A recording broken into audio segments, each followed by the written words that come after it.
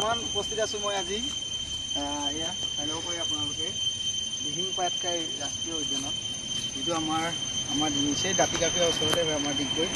গতিকে আমাৰ এবাৰ সুন্দৰ পৰিৱেশ মেইন গেটখন আমাৰ দিহিং পাটকাই ৰাষ্ট্ৰীয় উদ্যানৰ মেইন গেটখন এইপিনে যাব পাৰিব আৰু গোটেই পৰিৱেশটো এবাৰ দেখাই দিয়া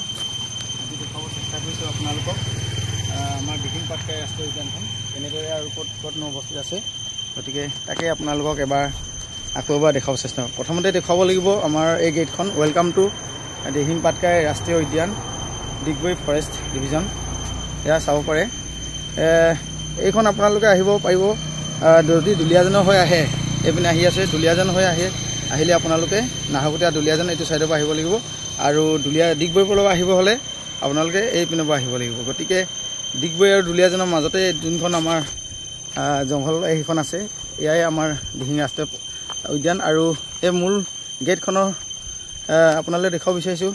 ইয়াত প্ৰকৃততে কি পোৱা যায় আমাৰ এই দিহিং ৰাষ্ট্ৰীয় উদ্যানত এয়া আমাৰ এয়া চাব নক'লেই হ'ব আপোনালোকে কি পোৱা যায় তেখেতসকলে সুন্দৰকৈ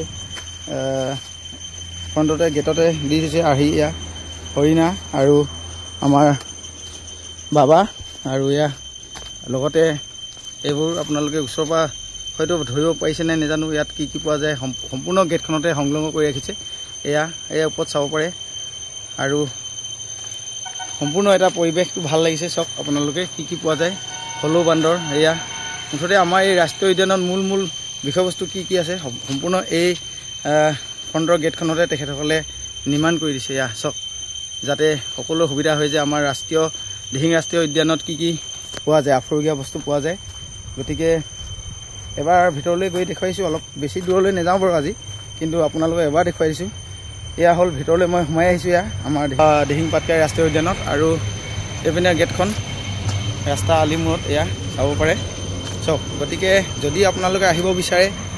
ডিগবৈ হৈ এইপিনৰ পৰা আহিব লাগিব আৰু নাহৰকটীয়া দুলীয়াজান হৈ এইটো ছাইডৰ পৰা আহিব লাগিব আৰু ইয়াত কিছুমান আপোনালোকক জ্ঞাত ঠাইতে জনাব বিচাৰিছে জনাই দিছে এয়া চব আপোনালোকে এবাৰ নিজে পঢ়ি ল'ব তথাপি মই কৈ দিছোঁ 1 নম্বৰ যথাযথ অনুমতি লৈহে উদ্যানত প্ৰৱেশ কৰিব আপোনালোকে যদি আহে উদ্যানত প্ৰৱেশ কৰোঁতে আপোনালোকে অনুমতি ল'ব লাগিব আৰু নিৰ্দিষ্ট কৰি থোৱা ধৰণে কেমেৰাৰ বাবে সুকীয়া টিকট লোৱাৰ বাধ্যতামূলক টিকট ল'ব লাগিব সম্পূৰ্ণ নিৰাপত্তা আৰু মানে যাতে জীৱ জন্তু কোনো অসুবিধা নহয় গতিকে তেনেকৈ চাব লাগিব আৰু উদ্যানৰ ভিতৰত যান বাহন চলাব লাহে চলাব লাগিব এইবোৰ সকলো দিছে কিছুমান নিয়মাৱলী গতিকে আপোনালোকে আহিব ইয়াতে পঢ়ি ল'ব কি কৰিব লাগে সকলো নিয়মাৱলী দিয়া আছে গোটেইখিনি মই পাঠ কৰি দিয়া নাই যিহেতু ভিডিঅ'টো বহুত দীঘলীয়া হ'ব গতিকে আপোনালোকে আহিব তাকে কৰিলোঁ আৰু বহুত সুন্দৰ লাগিছে আমিও আহি গ'লোঁ বেলেগ দিন আকৌ ভিডিঅ'টো ভিতৰৰ পৰিৱেশবোৰ দেখুৱাব পাৰিম আৰু আপোনালোকে আহিলেও চাই যাব পাৰিব ধন্যবাদ।